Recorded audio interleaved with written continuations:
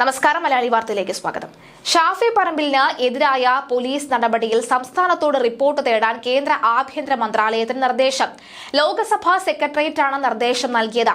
15 ദിവസത്തിനകം റിപ്പോർട്ട് സ്പീക്കർക്ക് നൽകണം. ഷാഫി പറമ്പിൽ, കൊടിക്കുന്നിൽ സുരേഷ് എന്നിവർ നൽകിയ പരാതിയുടെ അടിസ്ഥാനത്തിലാണ് നടപടി. പേരാമ്പ്ര സംഘർഷത്തിനെതിരെ പോലീസുകാർക്കെതിരെ നടപടി ആവശ്യപ്പെട്ടാണ് ഷാഫി പറമ്പിൽ MP പരാതി നൽകിയത്. 2 ഡിവൈഎസ്പിമാരുടെ നേതൃത്വത്തിലുള്ള പോലീസ് മർദ്ദിച്ചെന്നും റൂറൽ SP പരസ്യമായി സമ്മതിച്ച സാഹചര്യത്തിൽ പോലീസുകാർക്കെതിരെ അടിയന്തര നടപടിയെടുക്കണമെന്നും ആവശ്യപ്പെട്ടാണ് പരാതി നൽകിയത്. സ്പീക്കർക്കും പ്രിവിലേജ് കമ്മിറ്റിക്കുമാണ് ഷാഫി പരാതി നൽകിയത്. Vadakara DYSP Hariprasad, Perambra DYSP N Sunilkumar എന്നിവരുടെ നേതൃത്വത്തിലുള്ള പോലീസാണ് തന്നെ ആക്രമിച്ചതെന്നും പരാതിയിൽ പറയുന്നു.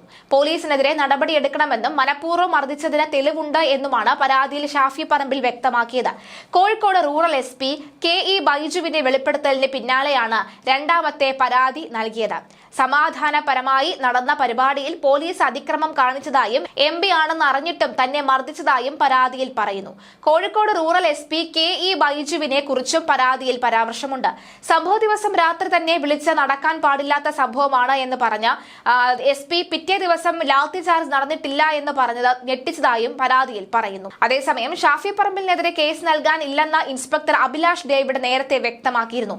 പേരാമ്പ്രയിൽ UDF പ്രതിഷേധ റാലിക്കിടെ ഉണ്ടായ സംഘർഷവുമായി ബന്ധപ്പെട്ട് UDF പ്രവർത്തകർക്ക് സെക്ഷൻസ് കോടതി മുൻകൂർ ജാമ്യം അനുവദിച്ചത് പോലീസിനെതിരെ രൂക്ഷ വിമർശനം ഉന്നയിച്ചുകൊണ്ടാണ്.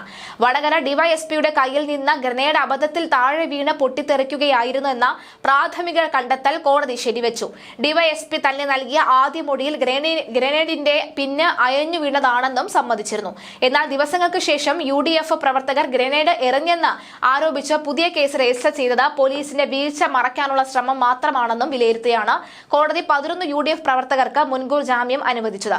പോലീസിന്റെ ഭാഗത്തുണ്ടായ ഗുരുതരമായ വീഴ്ച മറച്ചുവെക്കാനുള്ള ശ്രമമാണ് സ്ഫോടക വസ്തു നിയമപ്രകാരമുള്ള കേസെന്ന് കോടതി നിരീക്ഷിച്ചു.